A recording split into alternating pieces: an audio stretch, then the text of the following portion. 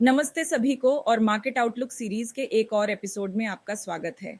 मैं कविता अग्रवाल ईएक्सपी की संस्थापक और हम यहाँ निफ्टी, बैंक निफ्टी और अन्य इंटरसेक्टर चार्ट्स पर विस्तार से बात करने के लिए हैं। पूरा उद्देश्य यह है कि हम पहले से घटित मूल्य क्रिया को वस्तुनिष्ठ रूप से देखें और देखें कि आने वाले सप्ताह के बारे में हम क्या अनुमान लगा सकते हैं। यदि आप बाजार में एक सक्रिय व्यापारी हैं, तो आप स्पष्ट रूप से जानते हैं कि हर सप्ताह एक जैसा नहीं होता। हर सप्ताह एक ही तरीके से व्यापार योग्य नहीं होता, लेकिन आवेगपूर्ण व्यापार और अधिक व्यापार को नियंत्रित करने के लिए अपने सप्ताह की योजना बनाने के लिए यह समझना महत्वपूर्ण है कि क्या उम्मीद की जा सकती है। और निश्चित रूप से दिन के अंत में बाजार की वास्तविकता वही होगी जो होगी, लेकिन हमारा काम है होमवर्क करना। तो एक विश्लेषक, एक पूर्णकालिक व्यापारी और एक सेवा प्रदाता के रूप में मैं यह होमवर्क हर सप्ताह अपने लिए करता हूँ। तो इस तरह मार्केट आउटलुक सीरीज का विचार आया, क्योंकि क्यों ना यह होमवर्क सभी के साथ मिलकर किया जाए। तो चलिए चार्ट की ओर बढ़ते हैं और निफ्टी के 3 मिनट के समय फ्रेम की चर्चा से शुरू करते हैं। तो सभी लोग मेरे चार्ट्स देख सकते हैं। तो हम 3 मिनट के समय फ्रेम से शुरू करेंगे और सबसे बड़े समय फ्रेम की ओर बढ़ेंगे। अब ये मैं केवल निफ्टी के लिए करता हूँ, क्योंकि निफ्टी कुछ ऐसा है जिसे मैं बहुत नियमित रूप से देखता हूँ। लेकिन किसी भी अन्य स्टॉक के लिए मैं हमेशा अपने विश्लेषण की शुरुआत सबसे बड़े समय फ्रेम से करूंगी। तो यह निफ्टी 3 मिनट समय फ्रेम है और हम देख सकते हैं कि बाजार पिछले गुरुवार को 25,000 के आसपास शीर्ष पर पहुंच गया था। यह मेरा लक्ष्य था जिसके बारे में मैं पिछले कुछ हफ्तों से बात कर रही थी। वह लक्ष्य प्राप्त हो गया और हमने एक काफी बड़ा सुधार देखा। चलो इस छोटे बग्घर को म्यूट कर देते हैं।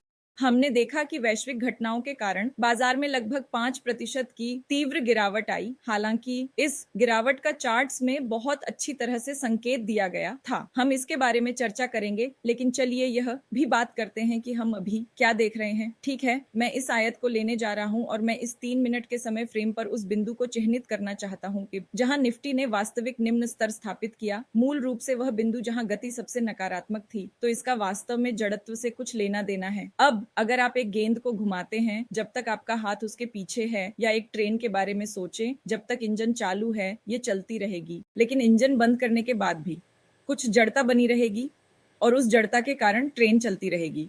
लेकिन इसका मतलब ये नहीं है कि यही दिशा है। आमतौर पर जब वह गति धीमी होने लगती है तो बाजार में उलटफेर की संभावना होती है। तो 3 मिनट के समय फ्रेम पर जो मैं देख रही हूं वह ये है कि 5 अगस्त को एक वास्तविक निचला स्तर स्थापित हुआ था। वह सोमवार का दिन था। तब से हमने जो देखा है वह कुछ समेकित या साइडवेज मूवमेंट रहा है।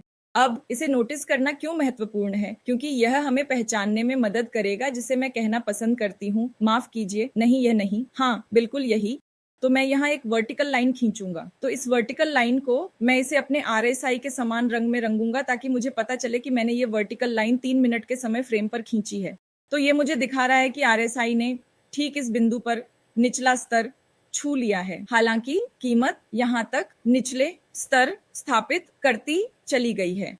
तो इसे हम सकारात्मक विचलन कहते हैं। अब सकारात्मक विचलन, इसका क्या मतलब है कि सकारात्मकता की उम्मीद की जा सकती है, लेकिन यह 3 मिनट का समय फ्रेम है, बहुत कमजोर समय। 3 मिनट के समय फ्रेम का प्रभाव 1 से 2 दिनों तक रहता है, जो पहले ही बाजार में खेल चुका है।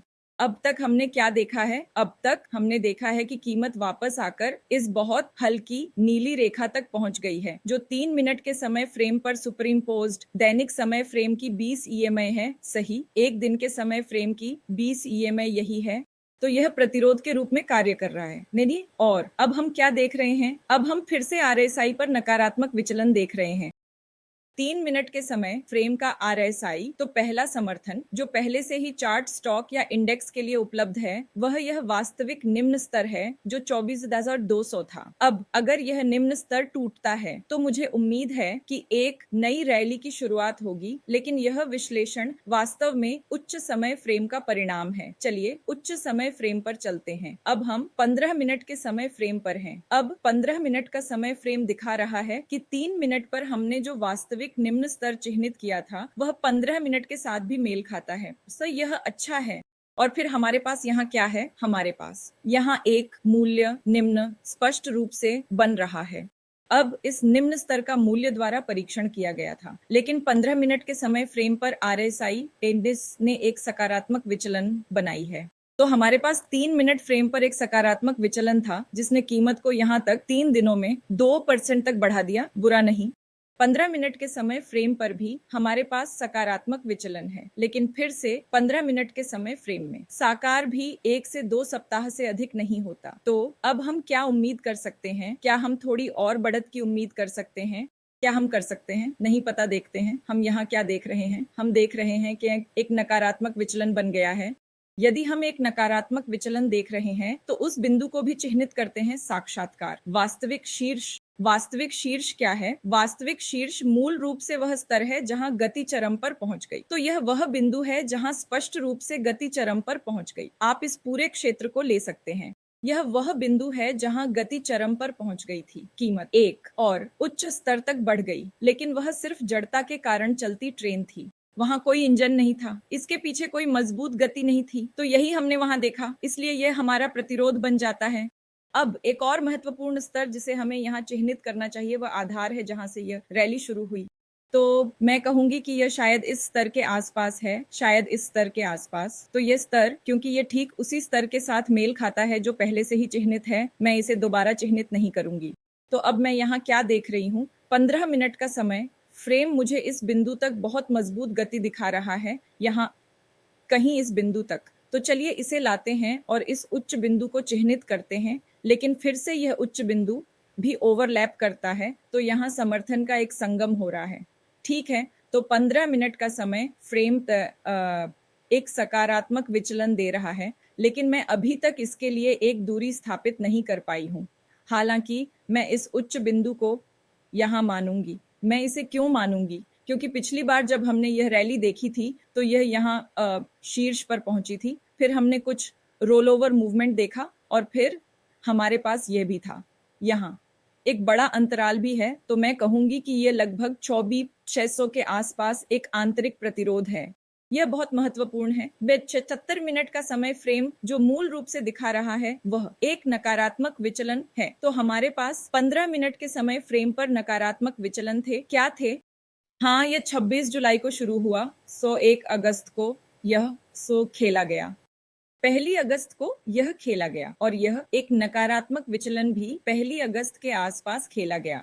ठीक है, तो यह वह बिंदु है जहां वास्तविक उच्चतम स्तर हुआ, जो 15 मिनट पर हमने पहले ही चिह्नित किया है के साथ अच्छी तरह मेल खाता है। इसलिए यह एक बहुत महत्वपूर्ण समर्थन बन जाता है। और इलियट वेव विश्लेषण, अगर आपने इलियट वेव के बारे में सुना है तो वहां का सिद्धांत है 3 कदम आगे 2 कदम पीछे। यहाँ जो हम देख रहे हैं वह यह है कि 2 कदम पीछे दोतिना की उपलब्धि हासिल हो चुकी है।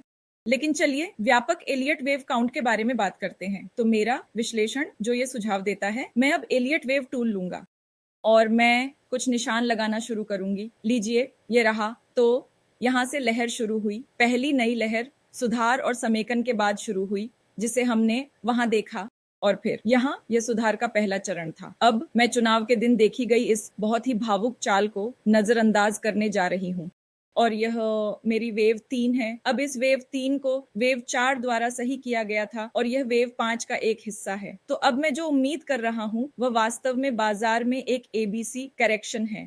तो एबीसी कैसा दिखेगा? मुझे लगता है कि यह ए है। अब लहर बी या तो इस प्रतिरोध तक आ सकती है। यह भी संभव है कि यह 24,600 के इस प्रतिरोध का परीक्षण करे, यही मैं देख रहा हूँ। और फिर एक और चरण, अब वेव सी चाहे वह हमें 29,900 23,900 तक ले जाए, या यह और नीचे टूटकर शायद 23,100 तक जाए। ये कुछ ऐसा है जो समय बताएगा। अभी हमारे पास वह स्पष्टता नहीं है। हमारे पास वह स्पष्टता क्यों नहीं है? फिर से इस पिछले वास्तविक उच्च को चिह्नित करते हुए जो हमने देखा, क्योंकि यहीं पर गति शीर्ष पर पहुंची थी, इसीलिए मैं वहां एक लंबवत रेखा खींचने जा रहा हूं। तो यह वह जगह है जहां मैं लंबवत रेखा खींच रहा हूं और मैं इसे नारंगी रंग में रंगने जा रहा हूं ताकि यह जान सकूं कि यह किस समय फ्रेम पर आधारित है। तो यहाँ जो मैं देख रही थी वह एक नकारात्मक विचलन था, लेकिन यह समाप्त हो गया और रैली जारी रही। तो नकारात्मक विचलन के बारे में एक बात यह है कि इसका होना इस बात की गारंटी नहीं है कि उलटफेर होगा। कीमत वहां से जारी भी रह सकती है। तो यह विश्लेषण है कि बाजार में कुछ और ऊपर की ओर बहुत सारी अस्थिर गतिविधियां हो रही हैं। बाजार किस दिशा में अंततः जाएगा, इस चरण में निर्धारित करना बहुत कठिन होगा। मुख्य रूप से क्यों? क्योंकि हम अभी जो अनुभव कर रहे हैं वह एक सुधारात्मक चरण है। सही, यह एक सुधारात्मक चरण है। अब आपको मुझे 1 सेकंड के लिए माफ करना होगा। ठीक है, तो निफ्टी के दैनिक समय फ्रेम पर आते हुए मैं देख सकता हूं कि यहाँ एक नई रैली निश्चित रूप से शुरू हो गई है, क्योंकि आरएसआई ने 60 के स्तर से काफी ऊपर स्थिरता बनाए रखी है और अब एक गिरावट ले रहा है। तो दैनिक समय फ्रेम वास्तव में बहुत सारी अच्छी खबरें लाता है, क्योंकि दैनिक समय फ्रेम ये सुझाव दे रहा है कि अंतर्निहित गति काफी मजबूत है और इसकी उम्मीद की जा सकती है। हम कम से कम एक और रैली की उम्मीद कर सकते हैं। ठीक, तो अल्पकालिक व्यापार दृष्टिकोण से मेरा उद्देश्य अब क्या है, मेरा अगला कदम क्या है? एक अल्पकालिक व्यापारी के रूप में जो स्टॉक्स में 75 मिनट के समय फ्रेम पर व्यापार करता है, न कि इंडेक्स पर, मेरा उद्देश्य बहुत सरल है। मैं नकद पर बैठा हूं, तो मेरे खाते में अधिकांश लाभ 29 जुलाई से 2 अगस्त के बीच बुक किए गए थे। क्यों? क्योंकि नकारात्मक विचलन उभरने लगे थे, गति स्पष्ट रूप से कमजोर होने लगी थी और मैं देख सकता था कि अमेरिकी बाजार गिर रहा था। तो ये सभी चीजें मेरे लिए अपने मुनाफे बुक करने के स्पष्ट संकेत थे। तो अब हम नकद पर बैठे हैं और हम अपने स्कैनर में उच्च जोखिम इनाम अनुपात के अवसरों के प्रकट होने का इंतजार कर रहे हैं। फिलहाल मैं ठीक थी। अब हम बैंक निफ्टी चार्ट पर आगे बढ़ेंगे और फिर हम कुछ रियलिटी सेक्टर की चीजों पर चर्चा करने के लिए नीचे आएंगे। ठीक है, तो अगला हम बैंक निफ्टी पर आगे बढ़ेंगे और फिर से मैं विश्लेषण को 3 मिनट के समय फ्रेम से शुरू करूंगी। चलिए मौजूदा ड्रॉइंग्स को हटा देते हैं और एक नई नजर से देखते हैं। तो 3 मिनट के समय फ्रेम पर यहाँ फिर से मैं देख रहा हूं कि यहाँ एक वास्तविक निम्न स्तर स्थापित हुआ था और फिर आरएसआई ने थोड़ी सकारात्मक विचलन बनाई और फिर 3 मिनट पर यह सकारात्मक विचलन स्पष्ट रूप से पहले ही खेल चुका है। तो यह मेरा पिछला शिखर होगा। लेकिन अगर आप इस बिंदु को देखें तो यह वास्तविक निम्न स्तर उस रैली या गिरावट से स्थापित हुआ था जो इस बिंदु से शुरू हुई थी। तो मैं यहाँ एक ऊर्ध्वाधर रेखा खींचूंगा, तो मूल रूप से इस दिन का निम्न या उच्च यही है जहां से यह शुरू हुआ था। ये नहीं सही है। तो अब अगर हम इसे लेते हैं और इसे वहां रखते हैं तो यह एक प्रमुख प्रतिरोध बन जाता है। लेकिन अब एक बड़ा अंतर है। आरएसआई के बारे में एक बात यह है कि यह अंतराल के साथ अच्छी तरह से काम नहीं करता है, इसलिए यह तकनीकी रूप से हमारे लिए एक महत्वपूर्ण प्रतिरोध भी बन जाता है, क्योंकि यह एक काफी बड़ा अंतर है। तो अब मैं कहूंगा कि पहला प्रतिरोध पूरा हो गया है और अब 3 मिनट का समय फ्रेम क्या कर रहा है? बैंक निफ्टी पर 3 मिनट का समय फ्रेम ऐसा लगता है कि यह बुल रेंज में है। क्यों? क्योंकि यह 40 के स्तर का सम्मान कर रहा है और हर बार जब यह ऊपर उछलता है तो यह 60 के स्तर से भी ऊपर जा रहा है। तो यह हमारे लिए बुल रेंज है। इससे पहले अगर आपने देखा हो तो यह 60 के स्तर पर प्रतिरोध कर रहा था और सुधार के बाद यह 30 या 30 से नीचे जा रहा था, जो मंदी का संकेत था।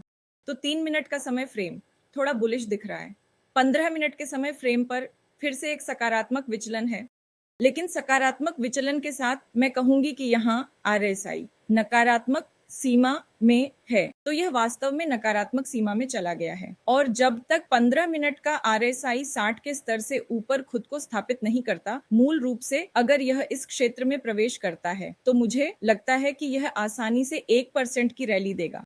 तो बैंक निफ्टी मौजूदा प्रतिरोध 50,000 या 50,700 वास्तव में काफी मजबूत है। 50,800 भी काफी मजबूत है। यदि यह टूटता है तो हम उम्मीद करेंगे कि बैंक निफ्टी के लिए अगला प्रतिरोध 61,300 होगा। 75 मिनट के समय फ्रेम की बात करें तो फिर से इस वास्तविकता से एक बहुत ही शक्तिशाली नकारात्मक विचलन उत्पन्न हुआ। 75 मिनट के समय फ्रेम पर उच्च सही, ये बस जड़ता उच्च था जो स्थापित किया गया था। और फिर अगर हम देखें कि आधार क्या था, तो यह आधार था। तो यह पहला समर्थन था जो प्राप्त किया गया है और फिर दूसरा समर्थन स्पष्ट रूप से यह था। यह दूसरा समर्थन भी प्राप्त हो चुका है। तो ऐसा लगता है कि बैंक निफ्टी ने भी एक काफी अच्छा सुधार दिया है। लेकिन अगर हमें एलियट वेव काउंट लेना है तो मैंने बैंक निफ्टी पर एलियट वेव काउंट नहीं किया है, इसलिए मैं इस पर अभी टिप्पणी नहीं करने जा रहा हूँ।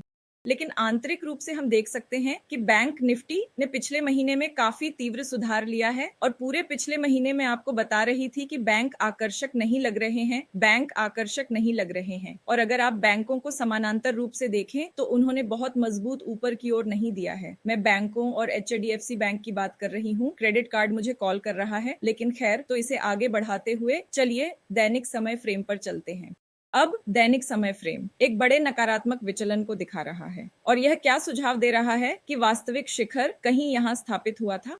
तो यह थोड़ा नकारात्मक है क्योंकि जो मैंने देखा है वह यह है कि जब एक वास्तविक शिखर स्थापित होता है तो उस वास्तविक शिखर के परीक्षण के बाद फिर से मजबूत गति शुरू होती है और यह उन स्टॉक्स या इंडेक्स के लिए है जिनमें बैंक निफ्टी की तरह गति की प्रवृत्ति होती है। इसलिए मैं यहाँ इस प्रतिरोध की उम्मीद करूंगा। अगर बाजार में कुछ ऊपर की ओर गति बची है तो मैं इस गैप के भरने की उम्मीद करूंगा। इसलिए XADR 300 प्रतिरोध है, लेकिन मैं उम्मीद करूंगा कि बैंक निफ्टी वापस आकर लगभग 39,000 के स्तर को समर्थन के रूप में पुनः परीक्षण करेगा। तो यह है बैंक निफ्टी। अब हम अपने इंडेक्स चार्ट की ओर बढ़ते हैं। तो अब हम इंटरसेक्टर चार्ट्स की ओर बढ़ेंगे और चलिए हम कुछ ड्राइंग्स को हटा देते हैं जो यहाँ हैं। तो ये शुक्रवार था और आज फिर से शुक्रवार है ना। तो चलिए देखते हैं कि इस पूरे सप्ताह में क्या हुआ है। तो सोमवार से, मूल रूप से सोमवार के ओपनिंग से तो CNX रियलिटी सेक्टर लगता है कि फिर से शीर्ष पर आ गया है, लेकिन सवाल ये है कि क्या यह शीर्ष पर बना रहेगा या नहीं। तो चलिए CNX रियलिटी का चार्ट खोलते हैं। अब जो मैं रियलिटी स्टोर सेक्टर इंडेक्स पर देख रहा हूं वह एक विशाल नकारात्मक विचलन है। अब यह विशाल नकारात्मक विचलन जिसके बारे में मैं बात कर रहा हूं लगभग 890 रुपए के आसपास एक उचित उच्च गति शिखर पर बना था। यह पूरी चीज मूल रूप से आप कह सकते हैं एक घुमावदार गेंद की तरह है। मुझे नहीं लगता कि इसमें बहुत ताकत है। पीछे देखने पर मैं देख सकता हूं कि 5 तरफा संरचना पूरी हो चुकी है। इसलिए मैं उम्मीद कर रहा हूं कि रियलिटी सेक्टर में थोड़ी गिरावट आएगी। आप कुछ अस्थायी बढ़त देख सकते हैं, लेकिन मैं सुझाव दूंगी कि सावधान रहें और रियलिटी स्टॉक्स में न फंसें। मैं इस अवलोकन का समर्थन कुछ उदाहरण स्टॉक्स जैसे प्रेस्टीज के आधार पर करना चाहूंगी। तो प्रेस्टीज उन स्टॉक्स में से एक है जहां हम सक्रिय रूप से व्यापार करते हैं, लेकिन यहाँ भी यदि आप देखें तो एक बड़ा नकारात्मक विचलन दिखाई दिया है और मेरी उम्मीद है कि इस स्टॉक को नीचे जाने दिया जाए, ताजगी से पहले सुधार लेने दिया जाए। और मेरा लक्ष्य लगभग 1200 है। तो मैं स्टॉक के लगभग 1200 स्तरों तक नीचे आने का इंतजार कर रहा हूं, इससे पहले कि हम फिर से नई पोजीशन लेने के लिए तैयार हों। अगली पंक्ति में ओएंटो, टेज और फिर फार्मा और हेल्थ केयर रहे हैं। तो मुझे लगता है कि ओएंटो सेक्टर या फार्मा और हेल्थ केयर सेक्टर में गति काफी मजबूत बनी हुई है। और मैं ऐसा क्यों सोचती हूँ, अगर आप ओएंटो के व्यक्तिगत स्टॉक्स को देखें, उदाहरण के लिए चलिए टाटा मोटर्स को लेते हैं। आप टाटा मोटर्स के स्टॉक पर जो देखेंगे वह यह है कि दैनिक समय फ्रेम एक बहुत ही मजबूत बुल ट्रेंड है जिसने एक सुधार लिया है। दैनिक RSI पर 40 के स्तर का परीक्षण करने के लिए आए, जो बुलिश रेंज सपोर्ट जोन है, और फिर से एक नया उच्च स्तर स्थापित किया। इसने एक नया उच्च स्तर स्थापित किया है और यह पिछले उच्च स्तर जो लगभग 1035 के स्तर पर था को फिर से परीक्षण करने के लिए वापस आ गया है। मुझे लगता है कि यह रैली जारी रहेगी। उम्मीद है कि यह इस समय से लगभग 20% की बढ़त आसानी से दे सकता है। अगला है फार्मा और हेल्थ केयर सेक्टर। तो मुझे लगता है कि वहां की अंतर्निहित मूल्य बहुत मजबूत है। यह तो तय है न, लेकिन आपको नई पोजीशन बनाने में सावधानी बरतनी चाहिए। मेरा मानना है कि इस सेक्टर ने भी एक बहुत मजबूत रैली स्थापित की है। हम पिछले कुछ वर्षों में IT स्टॉक्स में बहुत नियमित रूप से ट्रेड कर रहे हैं, हफ्तों मैं कहूंगा। इसने अद्भुत परिणाम दिए हैं। अब मुझे लगता है कि ये स्टॉक्स में प्रवेश करने का अच्छा समय है। इन्फोसिस पर नजर डालते हैं और देखते हैं कि क्या यह हमें समान संकेत दे रहा है। मुझे लगता है कि इन्फोसिस ने 1720 के आसपास एक निचला स्तर स्थापित किया है। इसने एक मजबूत रैली स्थापित की है और साप्ताहिक, दैनिक, 75 सभी समय फ्रेम के अनुसार बहुत अच्छा गति प्राप्त कर रहा है। 15 मिनट का समय फ्रेम वास्तव में अत्यंत नकारात्मक है, लेकिन मैं कहूंगा कि यहाँ कोई उचित सकारात्मक विचलन नहीं है। तो स्टॉक के हिसाब से मुझे लगता है कि IT सेक्टर में थोड़ा और हो सकता है। अगर आप खरीदना चाहते हैं तो छोटे पोजीशन जमा करें, बड़े पोजीशन इस समय पर न लें क्योंकि इसमें अभी भी सुधार का अंतिम चरण बाकी है। अगला आइए FMCG सेक्टर के बारे में बात करते हैं। FMCG सेक्टर हाल ही में अत्यधिक अस्थिर रहा है और व्यक्तिगत रूप से मुझे FMCG सेक्टर में संभावित व्यापार के लिए बहुत आकर्षक नहीं लगता। इसका कारण यह है कि उच्च गति का शिखर पहले ही पीछे छूट चुका है। इसे मैं रोलिंग बॉल या सिर्फ जड़त्व गति कहता हूं जो सेट हो गई है। लेकिन ट्रेंड लाइन विश्लेषण के दृष्टिकोण से भी मुझे लगता है कि FMCG सेक्टर शीर्ष पर पहुंच गया है और मैं FMCG के बारे में अल्पकालिक दृष्टिकोण से बहुत आशावादी नहीं हूं। इसलिए मैं निकट भविष्य में उस सेक्टर में कोई दांव नहीं लगाऊंगा। मैं इसे आगे बढ़ाता हूँ। तो हमने चर्चा की है, इसके अलावा ऊर्जा क्षेत्र काफी अच्छा दिख रहा है, लेकिन सीएनएक्स इंफ्रा, अगर आप सीएनएक्स इंफ्रा चार्ट को देखें तो मैं इसके आगे बढ़ने की गति के बारे में बहुत आश्वस्त नहीं हूँ। तो मैं कहूंगा कि यहीं पर वास्तव में गति शीर्ष पर पहुंच गई थी, लेकिन इसके बाद भी हम बहुत अधिक वृद्धि देख सकते हैं। बिकिंग भी तो ये वास्तव में शीर्ष पर नहीं पहुंचा, यहाँ तक गति धीमी हो गई और फिर ये फिर से बढ़ गई, और फिर ये वह जगह है जहां ये मूल रूप से शीर्ष पर पहुंचा, ये फिर से बढ़ गई, और ये वह जगह है जहां ये वास्तव में शीर्ष पर पहुंचा, लेकिन फिर से इंफ्रा भी उस स्तर को पुनः परीक्षण करने के लिए वापस आ गया है। सवाल ये है कि क्या यह ऊपर की ओर जारी रहेगा। कहूं तो इंफ्रा चार्ट्स पर मुझे मिश्रित संकेत दिखाई दे रहे हैं, ये मुझे बहुत स्पष्टता नहीं दे रहा है। और जब बाजार में पैसा लगाने और ट्रेड लेने की बात आती है तो मैं उन स्टॉक्स या सेक्टर्स के साथ जाना पसंद करता हूं जहां स्पष्टता का स्तर अधिक होता है। इसलिए इंफ्रा में यह संभव है कि यह कुछ समय के लिए समेकित हो सकता है, लेकिन स्टॉक विशिष्ट दृष्टिकोण से भी मैं कम से कम इसे 9300 600 के स्तर से ऊपर बने रहने को देखना चाहूंगा। वास्तव में 9600 के स्तर से ऊपर बने रहने को देखना चाहूंगा। इंडेक्स पर मैं अपना मन बनाने से पहले इसे 6400 के स्तर से ऊपर बने रहने को देखना चाहूंगा। और यहाँ तक कि स्टॉक विशेष पर भी, अगर आप स्टॉक विशेष पर भी जाते हैं तो मैं पूंजी लगाने के लिए अधिक स्पष्टता का इंतजार कर रही हूँ, लेकिन इंफ्रास्ट्रक्चर मेरी शीर्ष पसंद नहीं है। ठीक है, तो गेस में इसके साथ ही मैं उस चर्चा के अंत में पहुंच गई हूँ जो मैंने आपके लिए योजना बनाई थी। अब हम उन सवालों की ओर बढ़ेंगे जो हमारे झूम सदस्यों द्वारा पूछे जा रहे हैं। तो हमारे झूम उपस्थित गण, यदि आपके पास सवाल हैं तो कृपया अपना हाथ उठाएं। हम आपके प्रश्नों को प्राथमिकता देंगे। इस बीच सोशल मीडिया प्लेटफॉर्म के उपस्थित गण, यदि आपके पास प्रश्न हैं तो कृपया सुनिश्चित करें कि आप स्टॉक अनुरोध फॉर्म भरें। लिंक पहले ही टिप्पणी में आपके साथ साझा किया जा चुका है। अब एक सेबी अनुसंधान विश्लेषक, मुझे उन सभी शेयरों का रिकॉर्ड रखना होता है जिनके बारे में मैं सार्वजनिक मंचों पर बात करता हूँ। तो अगर आप चाहते हैं कि मैं आपके पसंदीदा स्टॉक्स या आपके पास मौजूद स्टॉक्स को देखूं, तो कृपया सुनिश्चित करें कि आप स्टॉक अनुरोध फॉर्म भरें। चलिए मैं चैट खोलता हूं। तो झूम प्रतिभागी कृपया अपना हाथ उठाएं यदि आपके पास कोई प्रश्न है। मैं स्टॉक अनुरोध फॉर्म खोलूंगा। इस बीच जब तक आप सवाल लेकर आते हैं, मैं आपको अपने टेलीग्राम चैनल के बारे में बताना चाहता हूं और आपको इसमें शामिल होने के लिए आमंत्रित करना चाहता हूं। तो यह मेरा ट्रेड विद कविता चैनल है। चैनल का नाम ट्रेड विद कविता है। तो आप बस टेलीग्राम पर जाएं और ट्रेड विद कविता लिखें। अब सावधान रहें, बहुत सारे नकली चैनल पॉपअप होंगे। आप उन नकली चैनलों में शामिल नहीं होना चाहते क्योंकि वे आपको विकल्प, वायदा, क्रिप्टो जैसी चीजों में ले जाएंगे। आदि आदि मैं इन चीजों से अपने चैनल में नहीं निपटता। मेरे चैनल में आपको सप्ताह में 2 बार मेरे वेबिनार की जानकारी मिलेगी। आपको मेरे दैनिक बाजार टिप्पणियां मिलेंगी जहां मैं मूल रूप से आपका मार्गदर्शन करता हूं। कभी कभी मैं विभिन्न स्टॉक्स के बारे में चेतावनियां भी पोस्ट करता हूं जहां मुझे स्पष्ट नकारात्मक संकेत दिखाई देते हैं। आपको दैनिक क्विज भी मिलेंगे जो आपके ज्ञान को बढ़ाने में मदद कर सकते हैं। कभी कभी आपको ऑफर भी मिल सकते हैं, जैसे कि अभी मेरे ट्रेड टुगेदर प्रोग्राम और मेरे दीर्घकालिक निवेश योजना पर 15% की छूट चल रही है। आप कोड न्यू लॉन्च फम्ब्रीन का उपयोग कर सकते हैं। यह सारी जानकारी मेरे टेलीग्राम चैनल में उपलब्ध है। अब यदि आप मुझसे जुड़ना चाहते हैं, यदि आप मुझसे बात करना चाहते हैं कि आपके लिए क्या सही है, आपको क्या करना चाहिए, तो आप फिर से मेरे टेलीग्राम चैनल में शामिल हो सकते हैं और इस लिंक का उपयोग कर सकते हैं xpinvest.in बुकिंग, और मेरे साथ एक त्वरित कॉल बुक कर सकते हैं और हम अगले कदम पर चर्चा कर सकते हैं। आपके लिए शुभकामनाएं। तो मोहित एस्ट्रल स्टॉक के विश्लेषण के लिए पूछ रहे हैं, तो चलिए एस्ट्रल खोलते हैं और देखते हैं। तो एस्ट्रल, मुझे लगता है कि यह अल्पकालिक में काफी मजबूत डाउन ट्रेंड में है। सही टिप, लेकिन दीर्घकालिक दृष्टिकोण से दैनिक समय फ्रेम पर मैं देख रहा हूं कि स्टॉक बिने वर्तमान में एक बहुत मजबूत बुल ट्रेंड में है। एक मजबूत बुल रेंज शिफ्ट में है जो सकारात्मक रेंज शिफ्ट का संकेत देता है, जिससे पता चलता है कि स्टॉक में और भी तेजी की संभावना है।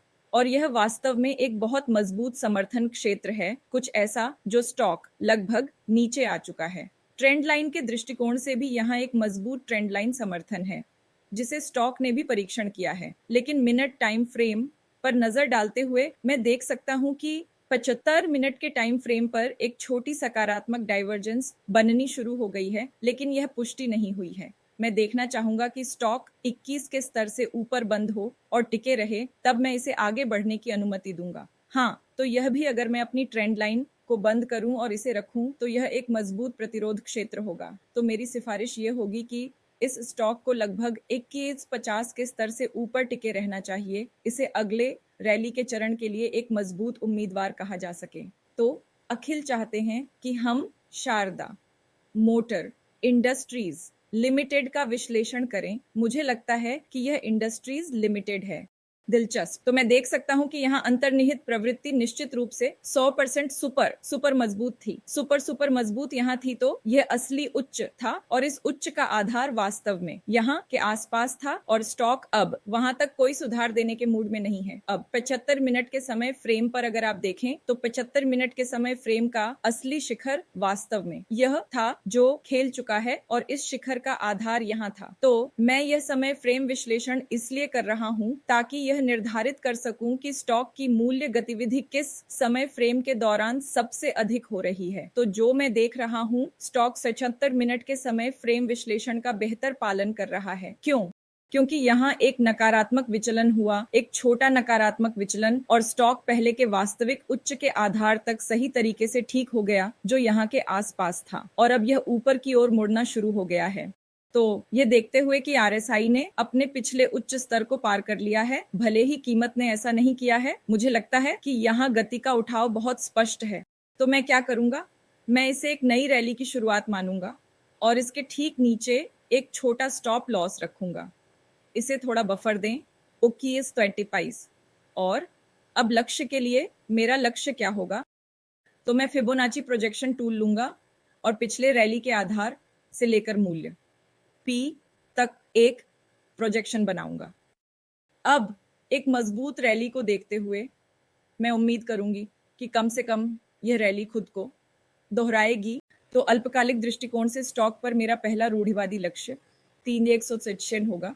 और अगर हम जोखिम इनाम अनुपात की बात करें तो मुझे नहीं लगता कि यह अभी बहुत अनुकूल है। तो खरीदारी करने या स्थिति बनाने के लिए मैं इस खरीदारी सीमा के भीतर जीटीटी ऑन ऑर्डर का उपयोग करूंगी। तो मेरे दो सपोर्ट्स के बीच का ये पूरा क्षेत्र स्टॉक के लिए मेरी खरीदारी रेंज बन जाता है। तो ये आपके लिए शारदा मोटर्स है। तो मैं इस विश्लेषण का अनुसरण करूंगी। मैं एक अलर्ट और संदेश के साथ एक वर्टिकल लाइन सेट करूंगा। उन्होंने इसका मूल्यांकन किया। तो पूजा विश्लेषण के घंटे के लिए पूछ रही है। तो जो मैं एजविल पावर पर देख सकता हूं, फिर से एक बहुत ही मजबूत ट्रेंड उभर रहा था। यह स्टॉक का वास्तविक उच्च था और देखिए कि स्टॉक कितनी खूबसूरती से वास्तविक उच्च के पास पुनः परीक्षण या हमें प्रवेश के अवसर देने के लिए आया है। इससे पहले कि एक नया ट्रेंड स्थापित हो, तो यह निश्चित रूप से एक नए ट्रेंड की शुरुआत है। मैं इस तरह नकारात्मक विचलन नहीं खींचूंगा, मैं इसे इस तरह खींचूंगा क्योंकि यह नकारात्मक विचलन महसूस किया गया है और यह एक नए चक्र की शुरुआत है, एक नया चक्र। तो यहाँ मुझे HBL पावर पर भी अपनी ट्रेंड लाइंस खींचनी होंगी। तो जो ट्रेंड लाइंस मैं देख सकती हूँ वे पहले से ही खींची गई हैं और वे काफी अच्छी लग रही हैं। यह एक लेन है जिसे पावर स्टॉक फॉलो कर रहा है।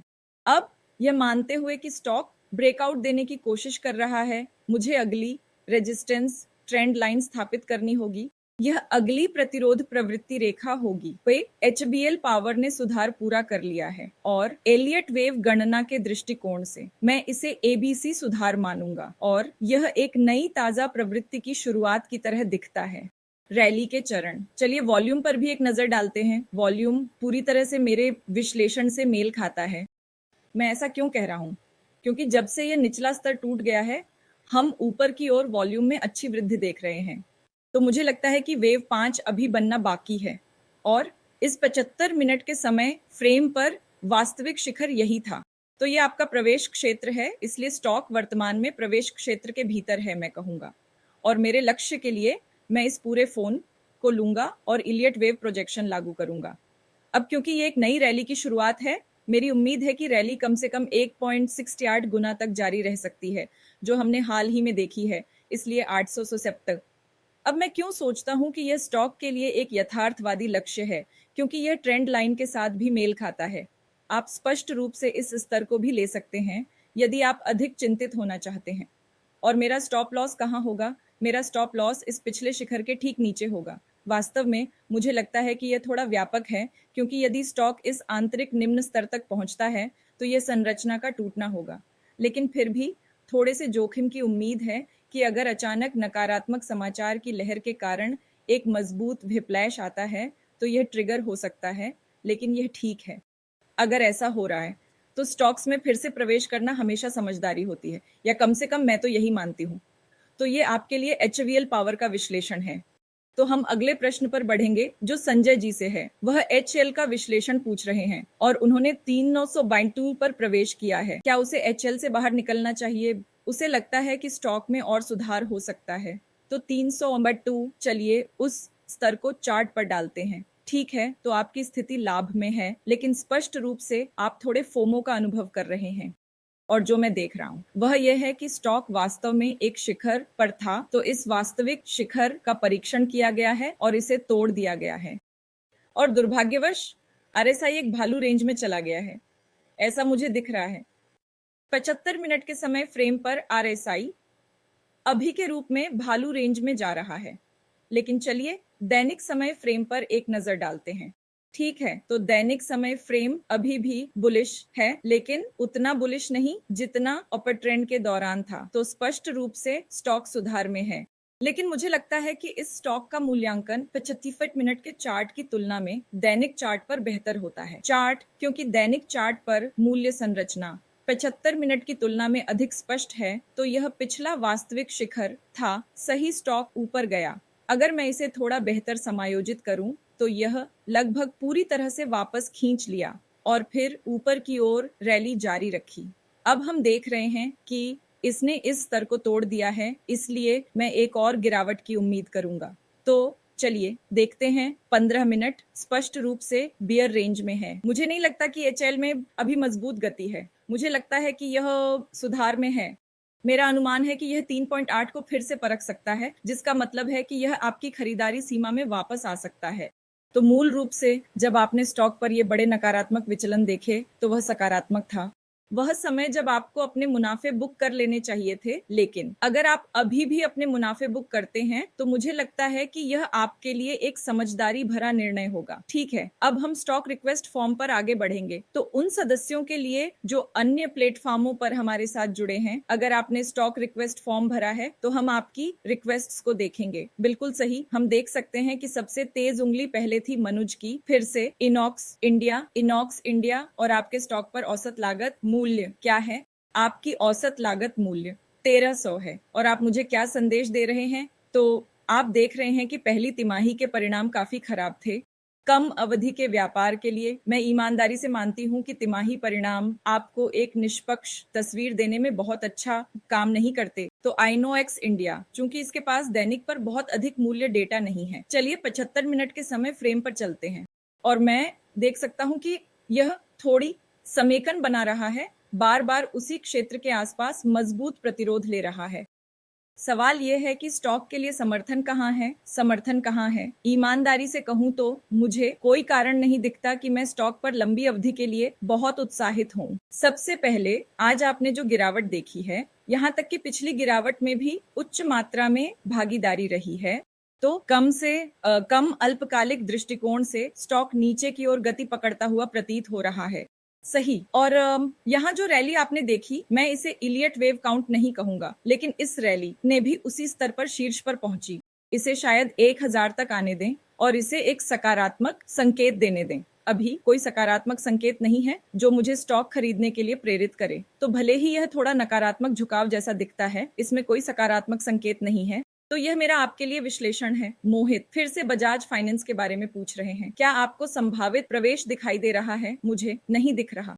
अगर मुझे सही से याद है तो मुझे नहीं लगता, लेकिन चलिए इसे एक नई दृष्टि से देखते हैं। बजाज फाइनेंस वित्त नहीं, 7 मिनट समय फ्रेम नकारात्मक सीमा में, हालांकि इसमें एक छोटी सकारात्मक विचलन भी। तो यह सच्चा निचला स्तर था। सच्चा निचला स्तर इस सच्चे निचले स्तर का मूल्य द्वारा परीक्षण किया गया, लेकिन आरएसआई ऊपर की ओर बढ़ना शुरू हो रहा, जिसका मतलब नीचे की ओर गति या सापेक्ष शक्ति कमजोर हो रही। दैनिक समय फ्रेम पर एक दिलचस्प अवलोकन यह कि सभी कमजोरी और सुधारात्मक गतिविधि के बावजूद बुल रेंज अभी भी काफी हद तक बरकरार और मैं देख सकता हूं कि यह वह जगह जहां स्टॉक ने वास्तविक उच्च स्तर स्थापित किया। यह अधिकतर एक रोलओवर या सिर्फ एक जड़ता उच्च था। मुझे इसके लिए एक बेहतर नाम सोचना होगा और तब से स्टॉक में काफी मजबूत सुधार हो रहा है। अगर मैं पीछे जाऊं और यहाँ क्या देख रहा हूं, मैं यहाँ देख रहा हूं कि 75 मिनट के समय फ्रेम पर स्टॉक ने टिकाव बनाए रखा, लेकिन यह अभी भी नकारात्मक रेंज में था। अब अगर मैं थोड़ा और पीछे जाऊं जब गति थी, तो बजाज फाइनेंस काफी समय से साइडवेज कंसोलिडेशन में है, काफी समय। तो यहां भी यह स्थापित हुआ, यह यहां दैनिक पर एक उच्च स्तर स्थापित हुआ और फिर अगला उच्च स्तर भी उसी क्षेत्र में हुआ। इसलिए यह एक बहुत मजबूत प्रतिरोध क्षेत्र बन गया है। यह मजबूत प्रतिरोध क्यों ले रहा है? मैं अभी भजन्स फाइनेंस में बहुत मजबूत गति नहीं देख रहा हूं और साप्ताहिक और दैनिक दोनों चार्ट्स गति के मामले में कुछ कमजोर होते दिख रहे हैं और 75 मिनट का चार्ट भी बहुत स्पष्ट नहीं था। यह मुझे बहुत सारे मिश्रित संकेत दे रहा है। मुझे ऐसे स्टॉक्स में व्यापार करना पसंद नहीं है जो इस तरह दिखते हैं। इसलिए मुझे लगता है कि इस समय मैं बजाज फाइनेंस में भाग लेने से बचूंगा। सिम्फनी अच्छा है, मुझे यह स्टॉक बहुत पसंद है। चलो सिम्फनी पर एक नजर डालते हैं। यह अनुरोध झूम पर रोजर से आ रहा है। सिम्फनी पर क्या मुझे बाहर निकलना चाहिए? अच्छा, तो आपने सिम्फनी को दंजल 80 पर खरीदा है, जो कि एक काफी अच्छा प्रवेश बिंदु है, लगभग पिछले शिखर पर, जो कि मैं कहूंगा एक बहुत ही अच्छा पूर्वानुमानित प्रवेश है। और अब स्टॉक ने 68% की जबरदस्त रैली दी है ना? इसने 68% की जबरदस्त रैली दी है। स्टॉक से बाहर निकलने के बजाय मैं आपको सुझाव दूंगी कि आप एक स्टॉप लॉस बनाए रखें। तो स्टॉक ने यहाँ एक आधार बनाया है, तो आप शायद इस स्तर का उपयोग कर सकते हैं। आप शायद इस स्तर का उपयोग कर सकते हैं 1542 1540 को। मूल रूप से इस शिखर को आप समर्थन के रूप में उपयोग कर सकते हैं। सही है, क्योंकि अंतर्निहित गति बहुत मजबूत है और वॉल्यूम पिकअप भी। तो मैं निश्चित रूप से और अधिक ऊपर की ओर उम्मीद करूंगा, लेकिन साथ ही आप स्टॉक को दबाना नहीं चाहते। स्टॉक ने पिछले ऊपर की ओर रैली का 2x पूरा कर लिया है और आप यहाँ कम से कम और शायद 37% विस्तार की उम्मीद कर सकते हैं। तो आपका अगला प्रतिरोध जिसे आपको देखना चाहिए वह 87.4% होगा। सिम्फनी, चलिए टाटा स्टील पर एक नजर डालते हैं, जो मिथुंजय ने फेसबुक पर हमसे जुड़कर पूछा है। तो मैं देख सकता हूं कि दैनिक चार्ट पर सकारात्मक रेंज शिफ्ट हो रही है और यहाँ रैली में मजबूत गति रही है। हालांकि एक छोटी नकारात्मक विचलन है, मैं इसे कुछ भी दर्दनाक नहीं मानूंगा। इसलिए मुझे लगता है कि रैली यहाँ तक काफी मजबूत गति द्वारा समर्थित थी। तो यह मेरी वास्तविक छोटी थी, यह अधिक थका हुआ शिखर था। और पिछले महीने में देख रही थी कि धातु के शेयर, जबकि अंतर्निहित प्रवृत्ति मजबूत है, कुछ सुधार से गुजर रहे हैं। अब यह वापस आ गया है इस नीली रेखा को पुनः प्राप्त करने के लिए, जो 250 EMA है। और हम यहाँ क्या देख रहे हैं? आइए 7 मिनट के समय फ्रेम पर देखें। ऐसा लगता है कि नीचे की ओर वॉल्यूम पिकअप अभी भी काफी मजबूत है और 75 मिनट का समय फ्रेम भी नियमित रूप से 30 के स्तर को पार कर रहा है। तो एक क्या मुझे लगता है कि शायद थोड़ी और गिरावट हो सकती है, या अगर गिरावट नहीं भी आती है तो नई स्थिति लेने के लिए आपको कुछ पुष्टि या बेहतर चार्ट संरचना का इंतजार करना होगा। तो मुझे लगता है कि 159 160 वह स्तर है जिसका मैं इंतजार करूंगा। इसलिए मैंने वहां कई उच्च स्तर सेट किए हैं। एक बार जब यह ट्रिगर हो जाता है तो मैं वापस आकर यह आकलन करूंगी कि क्या यह स्टॉक मेरे लिए एक नई एंट्री के लिए अच्छा दिख रहा है या नहीं। और 75 मिनट के समय फ्रेम विश्लेषण से यह स्टॉक पर एक वास्तविक शिखर था। भले ही यह स्टॉक पर एक वास्तविक शिखर था, बहुत सारे गति आंदोलनों के साथ, फिर यह एक विचलन था। तब से 2 कदम पीछे पूरे हो चुके हैं, लेकिन स्टॉक को एक बेहतर संरचना स्थापित करने की आवश्यकता है ताकि मैं अभी अपनी पूंजी को प्रतिबद्ध करने के लिए तैयार हो सकूं। बेटे, वह संरचना अभी गायब है। 15 मिनट का समय फ्रेम भी यह सुझाव दे रहा है कि यह पूरी तरह से बुलिश नहीं है। तो हम टाटा स्टील के थोड़ा और स्पष्ट होने का इंतजार करेंगे, इससे पहले कि किसी भी ऊपर की गतिविधि का संकेत दें। तो झूम पर पूजा वह हमारी पंजीकृत सदस्यों में से एक है। वह टाटा का विश्लेषण पूछ रही है। भारत, और मैं देखूंगा, रुको, मैं क्रिस क्रॉसिंग ट्रेंड लाइंस क्यों देख रहा हूँ? देखो भारत, मैं यहाँ क्या देख रहा हूँ? वहां गति चरम पर थी और अब कीमत वापस आकर उसका पुनः परीक्षण कर रही है। अंतर्निहित गति अभी भी काफी मजबूत है। स्टॉक पर बहुत मजबूत रहा है। मैं इस छोटे से उछाल को नजरअंदाज करूंगा। मई 2020 से गति काफी मजबूत रही है और मजबूत बनी हुई है। वास्तव में इस तथ्य की कीमत ने लगभग 266 के इस वास्तविक उच्च समर्थन स्तर को बनाए रखा है, को मेरी नजर में एक मजबूत सकारात्मक संकेत माना जा सकता है। इसके अलावा यदि आप वॉल्यूम गतिविधि को देखें तो यह 75 मिनट के समय फ्रेम पर देखे गए अंतिम शिखर तक ऊपर की ओर बहुत सहायक थी। अंतिम वास्तविक शिखर, जिसका मतलब है कि अंतर्निहित गति अभी भी बहुत बहुत मजबूत है और यह संभावित रूप से एक अच्छा ऊपर की ओर उसी पुराने उच्च स्तर के पुनः परीक्षण के लिए एक अच्छी प्रविष्टि हो सकती है। तो 241 के स्तर पर एक स्टॉप लॉस और लगभग 50 के स्तर पर एक लक्ष्य। 306 अभी के लिए एक अच्छा ट्रेड सेटअप होगा क्योंकि स्टॉक 278 के ऊपर जाता है। निश्चित रूप से हम लक्ष्य को संशोधित कर सकते हैं, इसलिए एनएलसी इंडिया काफी अच्छा लग रहा है। तो मैं क्या करूंगा कि मैं सोमवार के लिए यहाँ एक वर्टिकल सेटअप करूंगा ताकि मैं इसका आकलन कर सकूं। धन्यवाद पूजा बेत, ये एक बहुत अच्छा स्टॉक डे क्वेरी था। आइए अगले प्रश्न पर चलते हैं जो गौरव ने पूछा है, जो हमारे साथ यूट्यूब पर जुड़े हैं और गौरव डिलीवरी के बारे में जानना चाहते हैं। आपने अभी अभी यह पोजीशन और डिलीवरी जोड़ी है। जरूर, ये तो आप डिलीवरी पर मेरा दृष्टिकोण जानना चाहते हैं। तो आपने आज इस पोजीशन को लगभग जोड़ा है और मैं डिलीवरी पर क्या देख रही हूँ? मैं देख रही हूँ कि यह एक अपर ट्रेंड स्थापित करने की कोशिश कर रहा है और वर्तमान में जिस अपर ट्रेंड प्रक्षेप वक्र का पालन कर रहा है उसमें यह सबसे निचली समर्थन रेखा तक पहुंच गया है और फिर से ऊपर उछल गया। तो आरएसआई ने पहले ही उच्च उच्च और उच्च निम्न स्थापित कर लिए हैं, जो अच्छा है, जो बहुत अच्छा है। और यहाँ से इस निम्न स्तर से इस बिंदु तक अगर मैं देखूं तो यह मूल रूप से, या मुझे इसे वास्तव में इस निम्न स्तर से लेना चाहिए। मैं इसे वास्तव में सकारात्मक विचलन नहीं कहूंगा क्योंकि यह स्टॉक का वास्तविक निचला स्तर है और कीमत वापस उस स्तर पर नहीं आई है, लेकिन यह इसे परीक्षण करने के लिए वापस आई थी और इस प्रक्रिया में इसने एक उच्चतर निम्न इन और एक उच्चतर उच्च स्थापित किया है। एक उच्चतर निम्न क्योंकि यह निम्न इस निम्न से ऊंचा है और एक उच्चतर उच्च क्योंकि यह उच्च पहले से ही इस उच्च से ऊंचा है। उच्चतर निम्न और उच्चतर उच्च स्थापित हो चुका है। इसलिए अब मुझे लगता है कि आपके लिए स्टॉप लॉस इस निम्न के नीचे होना चाहिए। मूल रूप से यह उच्चतर उच्च और उच्चतर निम्न संरचना टूट जाती है, इसलिए 366 व स्टॉप लॉस है जिस पर आपको ध्यान देना चाहिए। लेकिन अगर आप वॉल्यूम पिकअप वो को देखें तो ऊपर की ओर काफी मजबूत था, तो ये काफी उत्साहजनक है, जिसका मतलब है कि हम जो पुल बैक अनुभव कर रहे हैं कि वह अच्छा है।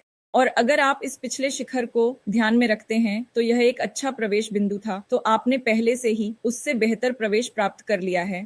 यह पूरा क्षेत्र वास्तव में एक अच्छा खरीदारी क्षेत्र है। यह पूरा 4% एक अच्छा खरीदारी क्षेत्र है। 366 एक संभावित स्टॉप लॉस है और लक्ष्य के दृष्टिकोण से मुझे लगता है कि आप उम्मीद कर सकते हैं कि स्टॉक कम से कम वापस जाकर इस पिछले राउंड का पूर्ण परीक्षण करेगा। इसलिए 423 एक रूढ़िवादी लक्ष्य है। स्टॉक पर एक उदार लक्ष्य प्रतिरोध ट्रेंड लाइन तक होगा जो 500 है। तो दोस्तों, अगर आप मुझसे तकनीकी विश्लेषण और स्विंग ट्रेडिंग सीखने में रुचि रखते हैं, अगर आप उन शब्दावलियों के बारे में जानना चाहते हैं जिनके बारे में मैं बात कर रही हूं, जैसे कि RSI range shift, RSI divergence, या अगर आप इन मूल्य संरचनाओं और इलियट वेव के बारे में सीखने में रुचि रखते हैं और बस एक मेंटर चाहते हैं जो एक साउंडिंग बोर्ड हो सकता है, तो मैं आपको सुझाव दूंगी कि आप मेरी वेबसाइट पर जाएं और मेरे advanced swing trade training program को देखें। हम नियमित बैच करते हैं, एक अभी चल रहा है और ये सभी रोलिंग क्लास हैं। कोडिंग्स भी ऑनलाइन उपलब्ध हैं, तो जुड़े। और मुझे लगता है कि अगर आप मुझसे सीखने में रुचि रखते हैं तो यही आपको करना चाहिए।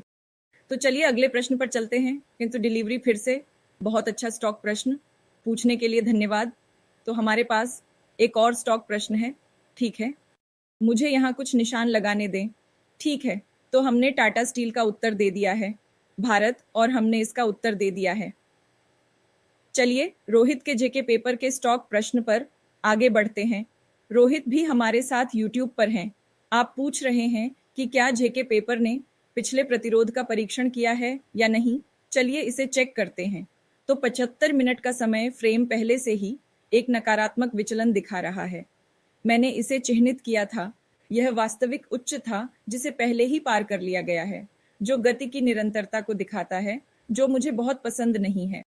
और निश्चित रूप से यह एक नए मजबूत बुल ट्रेंड की शुरुआत है। मैं ऐसा क्यों कहूंगी? क्योंकि दैनिक आरएसआई पर एक नया शिखर स्थापित हो गया है जो अच्छा है। अब पिछले रैली के संदर्भ में जो सामने आ रही थी, पिछली रैली के संदर्भ में मैं देख सकता हूं कि वास्तविक शिखर इस स्तर पर स्थापित हुआ था जो पहले से ही चिह्नित है, लेकिन चलिए इसे फिर से चिह्नित करते हैं। तो वास्तव में जो मैं देख रहा हूं वह यह है कि जेके पेपर दैनिक समय फ्रेम के विश्लेषण के साथ बेहतर मेल खाता है बजाय 75 मिनट के समय फ्रेम के। तो यह पिछला वास्तविक शिखर था और अब गति बहुत मजबूत है। स्टॉक ने एक ब्रेकआउट दिया है, मजबूत वॉल्यूम के साथ एक मजबूत शिखर स्थापित किया है और एक पुल बैक दिया है। अब यह पुल बैक 3 समर्थन क्षेत्रों के संगम पर समाप्त हो गया है। एक है ट्रेंड लाइन समर्थन, इसे मैं मोटा कर देता हूं ताकि आपको बेहतर दृश्य मिल सके। दूसरा है यह पिछला उच्च स्तर और तीसरी यह हरी रेखा है जो दैनिक समय फ्रेम की 100 EMA है। तो यह मूल रूप से एक बहुत अच्छा पुनः प्रवेश क्षेत्र बन जाता है।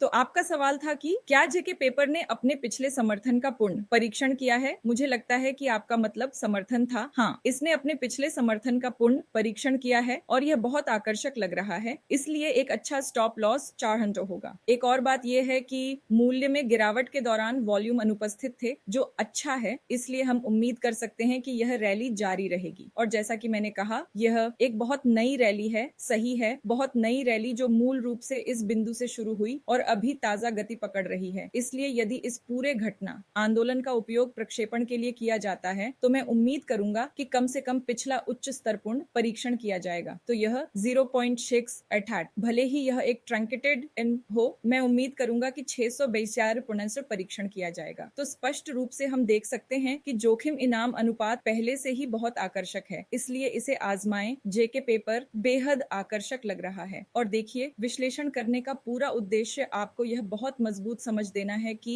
समर्थन, प्रतिरोध और अन्य चीजें कहाँ हैं, मूल्य संरचना विश्लेषण कैसे करें, स्टॉक्स को कैसे देखें, वॉल्यूम का अध्ययन कैसे करें और स्टॉक का एक बहुत समग्र चित्र प्राप्त करें इससे पहले कि आप आगे बढ़ें और अपनी प्रविष्टि करें। तो यह यूरो हिट है। ये एक तो हम एक और स्टॉक लेंगे। एक क्वेरी है, चलिए बी सॉफ्ट स्टॉक को देखते हैं। सात्विक जानना चाहते हैं कि उन्हें मुनाफा बुक करना चाहिए या नुकसान या ट्रेंड लाइन सपोर्ट पर औसत करना चाहिए। क्या उन्हें नुकसान बुक करना चाहिए या औसत करना चाहिए? ठीक है, चलिए बी सॉफ्ट को देखते हैं। मुझे ये स्टॉक पसंद है, लेकिन देखते हैं कि यह क्या कर रहा है। तीव्र गिरावट, लेकिन फिर से तीव्र गिरावट बिल्कुल भी आश्चर्यजनक नहीं है। दीर्घकालिक दृष्टिकोण से मैं इस स्टॉक में एकत्र करता हूं। मुझे यह स्टॉक पसंद है और मुझे लगता है कि यही वह जगह है जहां दैनिक समय फ्रेम के लिए शिखर स्थापित हुआ था। तब से इसने एक रोलिंग शिखर दिया, लेकिन फिर यह भी मजबूत गिरावट में रहा है। अब अगर आप साप्ताहिक समय फ्रेम को देखें तो इतने सारे आयतों के लिए माफी चाहता हूं। मैं बस कुछ उच्च स्तरीय विश्लेषण कर रहा था। मैं चार्ट को थोड़ा साफ कर रहा हूं ताकि आपको कम भ्रमित दृश्य मिल सके। लीजिए, अब यदि आप व्यापक समय फ्रेम पर देखें, व्यापक मूल्य गतिविधि पर, तो आप देखेंगे कि स्टॉक में विशाल रैलियों और विशाल सुधारों की प्रवृत्ति होती है। विशाल सुधारों से मेरा मतलब है 50 से 60% सुधार, और बड़े रैलियों से शायद 2 साल में 10x रैलियों। मेरी राय में यह एक स्टॉक है जो अल्पकालिक व्यापार की तुलना में दीर्घकालिक व्यापार के लिए अधिक उपयुक्त है और यह साप्ताहिक समय फ्रेम के अनुसार स्थापित शिखर था, सही है। और इस स्टॉक का ईमानदारी से साप्ताहिक समय फ्रेम पर विश्लेषण करना सबसे अच्छा है, न कि दैनिक या 75 मिनट के समय फ्रेम पर। तो इस शिखर से पहले जो शिखर स्थापित हुआ था वह मैं कहूंगा कि कहीं यहाँ था। मैं इसे पहले वाले की बजाय लूंगा क्योंकि इसमें अभी भी आरएसआई 68 के स्तर से काफी ऊपर था। सही है, 68 का स्तर केवल तभी बनाए रखा जा सकता है जब गति अत्यंत मजबूत हो। और अब जो मैं देख रहा हूँ वह यह है कि स्टॉक वापस आ गया है उस पिछले उच्च स्तर का परीक्षण करने के लिए। मुझे लगता है कि दीर्घकालिक दृष्टिकोण से यदि आप एक स्टॉक खरीदना चाहते हैं जो एक सुपर ट्रेंडर की तरह है, तो अब आपके लिए बी सॉफ्ट में प्रवेश करने का समय है। लेकिन याद रखें, यह अल्पकालिक दृष्टिकोण से नहीं है, दीर्घकालिक दृष्टिकोण से, क्योंकि यह वह स्टॉक नहीं है जिसमें आप अल्पकालिक के लिए निवेश करना चाहेंगे। स्टॉक पर मेरा न्यूनतम लक्ष्य ट्रेंड लाइन प्रतिरोध होगा जो लगभग 990 रुपए के आसपास है। अब हमारे साथ कुछ सदस्य लाइव भी जुड़ रहे हैं और मैं देख सकता हूं कि हमारे पास सोनाली मेहरोत्रा से वेदांता लिमिटेड पर एक प्रश्न है। आप एक दीर्घकालिक विश्लेषण चाहते हैं। चलिए वेदांता का चार्ट खोलते हैं। तो फिर से मैं व्यक्तिगत रूप से इस कंपनी का बड़ा प्रशंसक नहीं हूं। मुझे इसकी कॉरपोरेट गवर्नेंस पर भरोसा नहीं है। मुझे पसंद है कि प्रबंधन इस विशेष कंपनी द्वारा प्रदर्शित की गई तुलना में उच्च स्तर की ईमानदारी रखे। यह चर्चा मेरी वॉच लिस्ट का हिस्सा नहीं है भी, और साप्ताहिक समय फ्रेम पर भी अगर आप देखें तो यह अब लंबे समय से ट्रेंड में नहीं है। इसके अलावा आरएसआई गतिविधि कुछ ऐसी नहीं है जिस पर मैं भरोसा करना चाहती हूँ। ये कोई रुझान नहीं दिखाता, ये साइडवेज है। मुझे असहज महसूस हो रहा है। अभी इस समय मुझे लगता है कि स्टॉक अपने प्रतिरोध के करीब है। मेरा सुझाव है कि बहुत सावधान रहें और इस स्टॉक में भाग न लें, क्योंकि इस शिखर और आरएसआई पर इस उच्च और इस मूल्य उच्च के बीच यदि आप देखें तो एक मजबूत नकारात्मक विचलन है। इसलिए मुझे उम्मीद है कि वेदांता यहाँ पर गिरावट का सामना करेगा और न्यूनतम समर्थन जो मैं देख रहा हूँ वह 5% है। 335 जो वर्तमान मूल्य से लगभग 15 नीचे है और यह 275 या यहाँ तक कि 200 तक भी जा सकता है यदि आप उस संरचना का पालन करते हैं जो कुछ समय से स्थापित हो रही है। यह मूल रूप से लगभग 47, 480, 490 पर एक परीक्षण लेता है और फिर वापस 63 रुपए तक चला जाता है। तो 6 रैलियां जी और 88% गिरावट, यही स्टॉक में संचालन का तरीका रहा है। और अभी शीर्ष पर यह नकारात्मक विचलन किसी भी तरह से एक मजबूत निवेश मामला नहीं बना रहा है। इसके अलावा ऊपर की ओर वॉल्यूम भागीदारी बहुत असंगत रही है। एक और लाल झंडा, ठीक है, तो यह आपके लिए है सोनाली। अब दोस्तों, अगर आपको मेरा किया हुआ विश्लेषण उपयोगी लग रहा है या जो विस्तृत तकनीकी बारीकियां मैं आपके साथ साझा कर रही हूं वे सार्थक लग रही हैं, तो कृपया मेरे टेलीग्राम चैनल से जुड़ें, इसे लाइक दें, कमेंट्स में अपनी प्रतिक्रिया भी दें। आपके विश्लेषण के बारे में क्या कहना है और यह आपको कैसे प्रभावित करता है, यह पढ़कर मुझे बहुत खुशी होती है।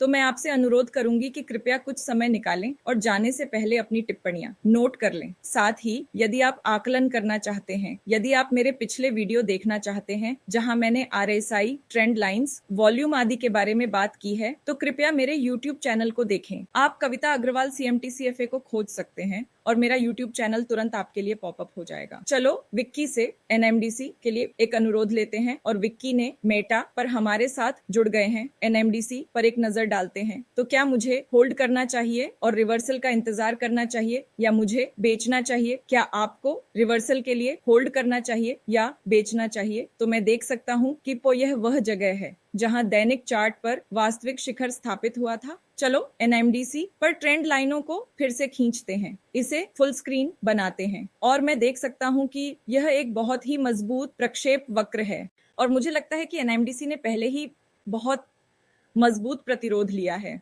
और यह साप्ताहिक चार्ट्स पर नकारात्मक विचलन दिखाना शुरू कर रहा है जो मुझे बिल्कुल भी सहज नहीं बना रहा है।